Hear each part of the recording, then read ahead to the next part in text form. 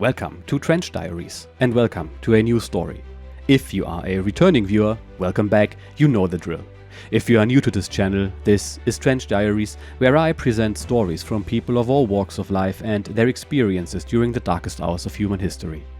These stories are told from the point of views of Luftwaffe pilots, naval officers, as well as infantry personnel.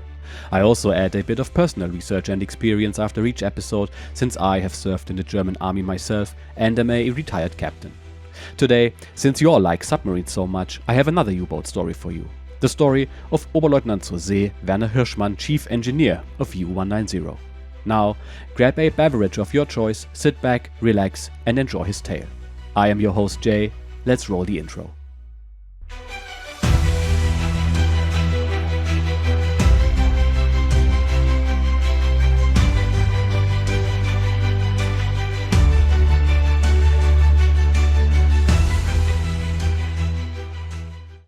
Prologue.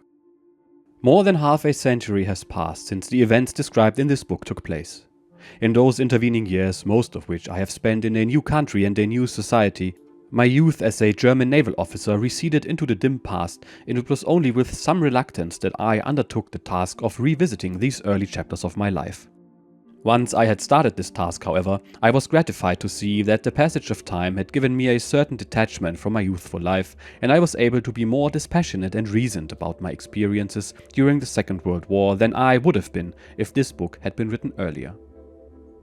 Before I discuss what this book is about, I want to be clear about what it is not about.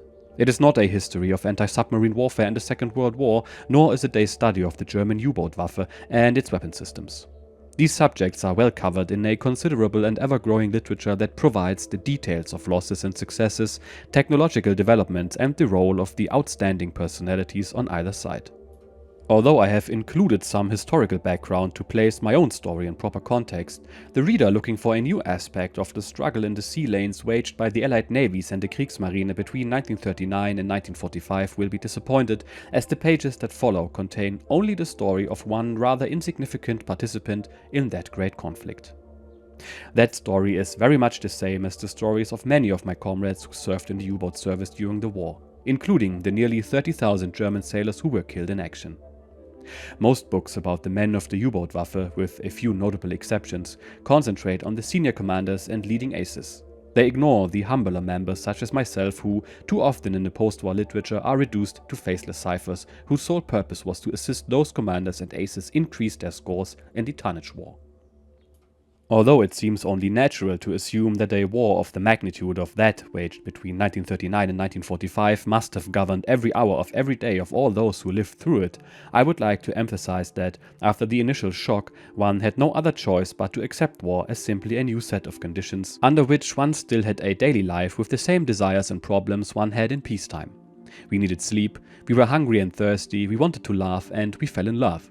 In short, we tried to satisfy the most basic and normal human instincts. There is a certain analogy with the weather, as one is affected by it, whether one curses or enjoys it, but life goes on, since there is nothing one can do about it. Even in action at sea, my job was not to win the war, but to fulfill my duties as a chief engineer to the best of my abilities, namely, to keep the engines running, to dive and surface the boat as required, and to keep it in good repair, just as would have been required of me if there had been no war. The reader will probably note variations in the amount of detail presented below in the different periods of the war. I kept a number of diaries during those years, but not one of them deals with actual U-boat missions. They covered only those events that were out of the ordinary for a sailor, including the courting of my future wife, as to me these were the things important enough to be recorded in writing. The U-boat patrols were full of long periods of boredom, occasionally interrupted by some action, and it was often very mundane and not worth recording for posterity. Although this book is a personal story and not a political analysis, I should explain how we young Germans regarded the nation for which we fought.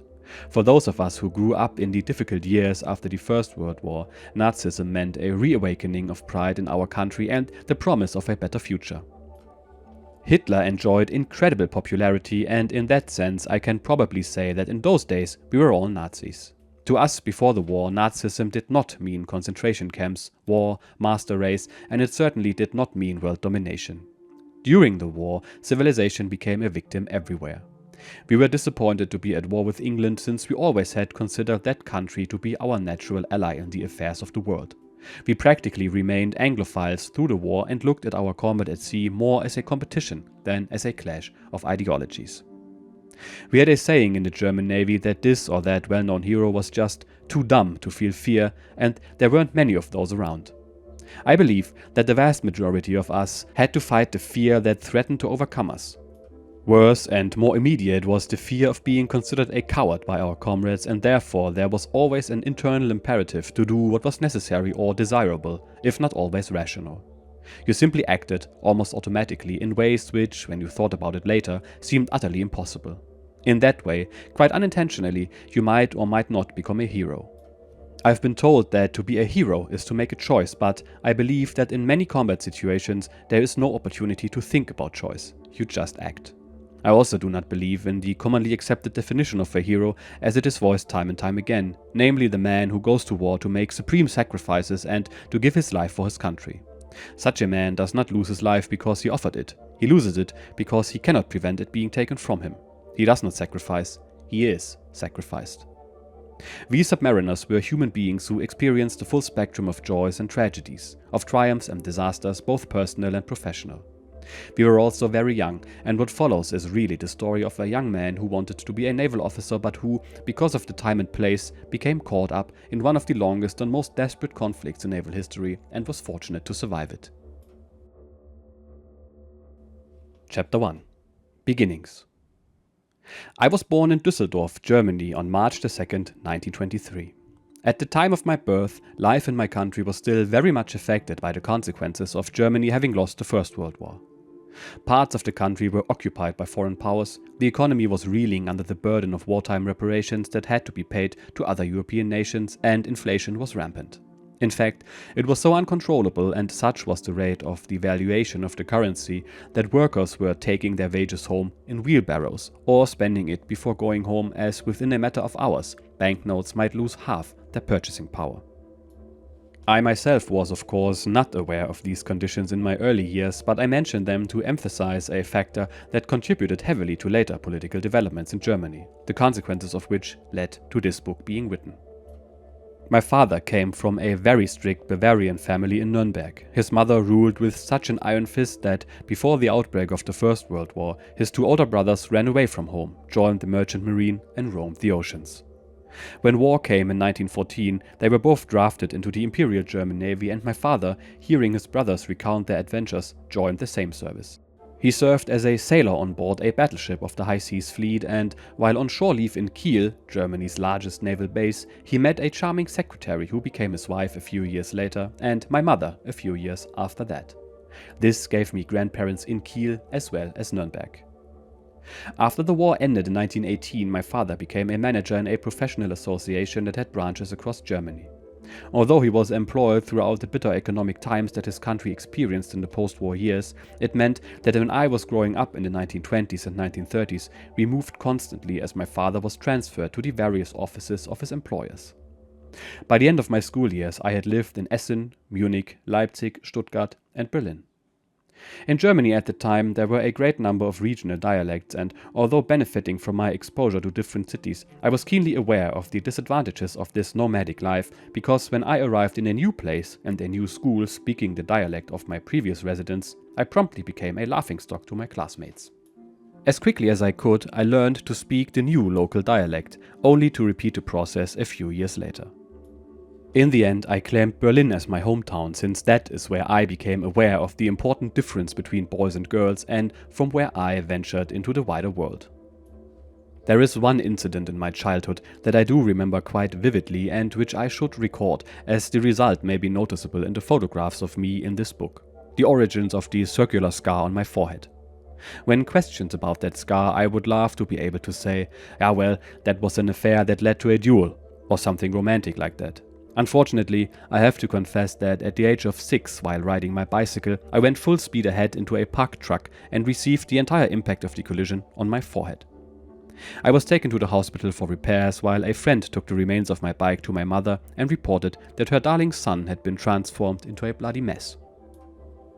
I spent a week in hospital where I was neatly stitched up before being released, and when I came home I found, standing in front of our house, a brand new bicycle waiting for me, bought by my parents. I learned a valuable lesson: do not dwell on the past because the future starts today. Other than that incident, my memories of my early years are rather hazy and only gained some focus after Adolf Hitler and the National Socialist Party came to power in 1933. I must admit, however, that this important event in the history of my country hardly registered on my mind when it happened, but when I look back now, most of my early memories stem from the period after 1933. The change in government was noticeable since, shortly after it occurred, there were fewer unemployed men in the streets as the economy seemed to undergo a quick revival. Yet, I showed about as much interest in politics as any kid of my age in any country because my mind was consumed with an unwavering ambition to become a sailor. I can trace the origin of this ambition to my father. He was proud of his service in the Imperial German Navy during the First World War and the fact that he had fought in the famous 1916 Battle of Jutland. He occasionally talked about his experiences in public, however, as is usually the case with veterans, he spoke more of the good than the bad. I became fascinated with Jutland, the largest naval engagement in modern history, and read every book I could find on the subject. In fact, I became such an expert on this famous action that I was soon able to correct my father when his memory committed the odd error. Through my father's influence, I became interested in all matters maritime, and as I grew older, I expanded my reading to include numerous books on naval history. My childhood heroes were not knights, kings, great generals, cowboys or Indians, but naval commanders such as Hawke, Nelson and de Ruyter. My childish imagination was enthralled by images of large battleships with at least 4 funnels belching smoke, and I very much wanted to be part of it all. I never dreamed of a career as a fireman or a pilot. I wanted to become a sailor. I nurtured these ambitions by spending many happy hours building scale models of battleships, sailing ships, submarines and armed merchant cruisers. After they were finished, I would then, much to my mother's distress, devise ways of turning my creations into battle casualties by setting them on fire. My mother tolerated my obsession with naval warfare, but she was really more concerned about the progress of her only child's mandatory violin lessons. After having developed enough maturity to take my own decisions, I abandoned the violin and switched to the accordion. In between violin lessons, I studied naval tactics by carrying out fierce battles in the bathtub using fleets of half-walnut shells filled with wax, sticks and paper sails. An opportunity to go sailing with friends of my parents was my introduction to wind, waves and water, and I was fascinated. It would seem from my earliest recollections that I was destined to become a sailor. There were also more practical considerations that came into play when I approached the end of my high school education and had to think seriously about a career. I wished to spare my parents the expense of a university education. I hoped to play soccer against British sailors in such far-off and exotic ports as Shanghai and Hong Kong, and I suffered terribly from hay fever. Being rather a romantic young man, I also had this far-fetched theory that a sailor's marriage would never suffer from that deadly enemy of romance called boredom, and, after long absences, there would be a wonderful renewal, a starting all over again. Unfortunately, having had my Navy career terminated rather prematurely before I married, I was never able to test this theory, and perhaps that is just as well. When I began seriously to think about a naval career, I decided to choose the engineering branch. I did so because I was technically inclined and because I also wanted to get professional training that would be useful in peacetime maritime commerce other than navigation. For this reason, guns and torpedoes were of no interest to me. Of course, when I entered the Navy, I did not know there were disadvantages to being an engineer officer, which I discovered later during my service in the U-Boot-Waffe. Rather facetiously, it was claimed that when a U-boat was successful, its commanding officer got all the medals, whereas lack of success was the chief engineer's fault. Since a great deal of my activities as a teenager were connected with the Hitlerjugend or the Hitler Youth, I should talk about my experience in that organization. It seems that, according to modern popular opinion based on films and television, the boys who belonged to it were a bunch of robot-like, unthinking and unfeeling fanatical followers of the Führer, engaged in preliminary training to become the future soldiers of Germany's planned attempt at world conquest. Period films and photographs show German boys of my age at the time wearing brown uniforms, carrying flags or torches in military formation, and shouting their support of the Nazi Party at massive public events and staged political rallies. Pictures do not lie, and these things did of course take place, but it should be realized that the participants in these demonstrations presented only a very small part of the Hitler Youth. The vast majority of its members were never involved in such spectacles. What I remember about the Hitlerjugend is that we had a marvelous time in what was, until the war years, really another name for an organization not unlike the Boy Scouts. Apart from such scouting activities as hiking, camping and swimming, we also had a choir, a folk dancing group in conjunction with the BDM, and a popular string quartet in which I played second violin. We went on week-long bicycle trips during which we camped, did some target shooting, but it was not in any sense of the word military training, and played a lot of sports.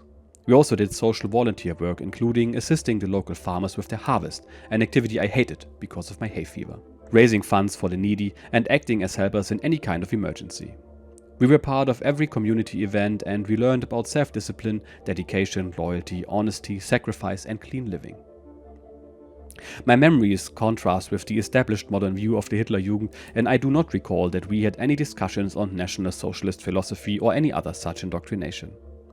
We did discuss history and the latest technical developments, such as the fastest aircraft, racing cars or speedboats. We also spent some time talking about culture, but rarely did any of our discussions have any political content. Our organization was a movement without drugs, sex, nicotine or alcohol, and the Nazi leaders played the same role in our lives as the principal of our school. In other words, we did very nicely without their involvement and did our best to avoid them. Frankly, I liked being in the Hitlerjugend as it was fun, and by the time I was 16 I had become a senior leader in Blankenfelde, our 10,000 strong dormitory town outside Berlin. My most memorable experience was being selected to play the May King, who, with the May Queen, led the traditional festivities around the Maypole in our small community. This involved dancing a solo waltz in the 3 restaurants in Blankenfelde, which was one of the more trying firsts in my life. My part in this celebration, however, taught me that rank hath its responsibilities as well its privileges, as I personally had to clean out the farm wagon which, suitably decorated, served as the royal couple's chariot. In September of 1939, the series of political and internal crises of which my friends and I had only dimly been aware boiled over when Germany invaded Poland. This caused Britain and France to declare war against Germany and brought about the second great conflict of the 20th century and the loss of millions of lives. This, of course, did come to our attention, as it caused immediate changes in our lives, but I should emphasize that there were no great outpourings of patriotic fervor in Germany in September of 1939. The country had suffered too much in the previous conflict. Instead, I would characterize the German attitude to the outbreak of war as being almost fatalistic. When the Polish campaign was brought to a quick and victorious conclusion by the German army, there was great hope that peace negotiations would ensue and that the war would end. When this did not happen, Germans resigned themselves to a long struggle. My family became caught up in this conflict when my father, at the time 44, was called up by the Kriegsmarine, or the German Navy. He was posted to the coast artillery, which under the German system was a naval organization. At almost the same time, I transferred to the Marine Hitlerjugend, the naval branch of the Hitler Youth, which is perhaps best described as being the equivalent to the modern Canadian Sea Scouts.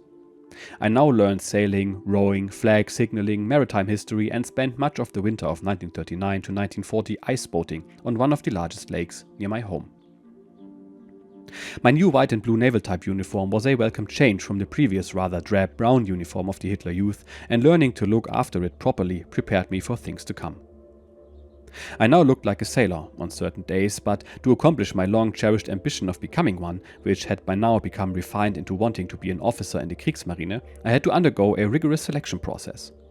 I had decided on a naval career before the Second World War began, and the fact that my country was at war when I entered the Kriegsmarine did not in any way change my career plans.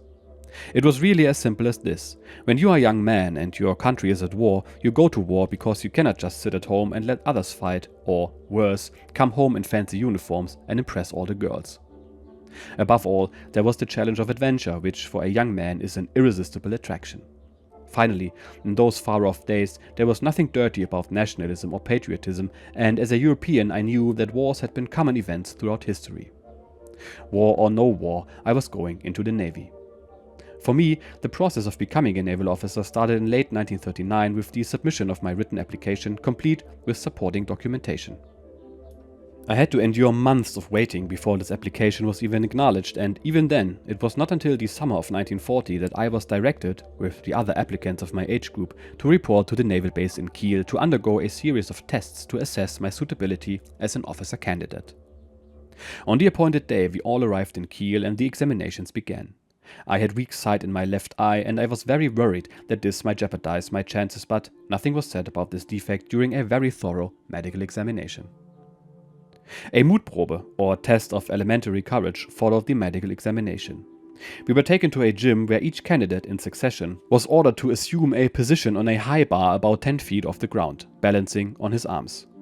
We were then ordered to pull our legs and feet up over the bar and jump feet first into a thin padded mat situated on the floor on the opposite side of the high bar.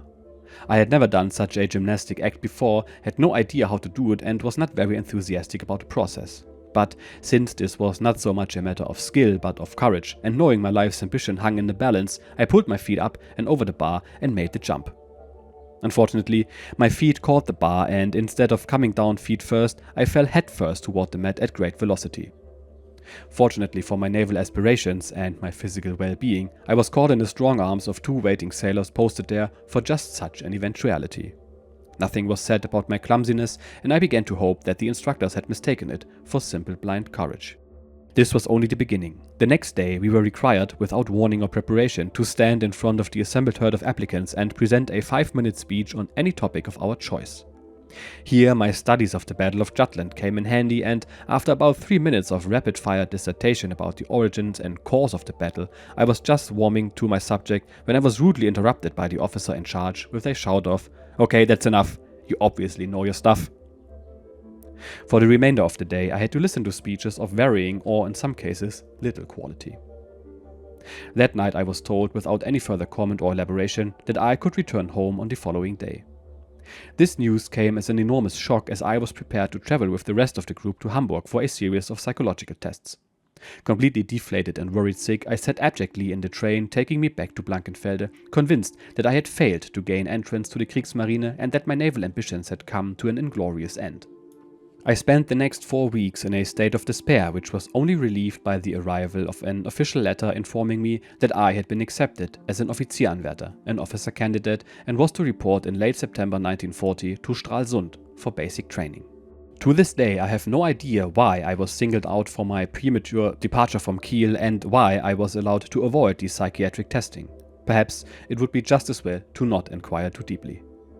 Reflecting on it now, I think that either the testing officers were enormously impressed by my talents and dedication, or they were scraping the bottom of the barrel and concluded that a blindly brave fool with a good knowledge of naval history might, after considerable effort, make a useful officer. In my own defense, I can say that of about 3,000 applicants in my group, only about 1,000 were selected for further training, so possibly I can discard the second hypothesis. As might be expected, I was elated and looked forward to the formal beginning of my naval career.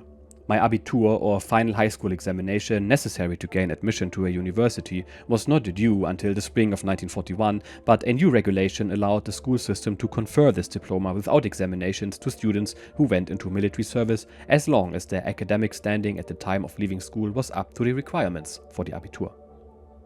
This unexpected bonus naturally put a big smile on the faces of those of my school friends who had decided on military careers when talking to those unfortunates who had not yet joined one of the armed services.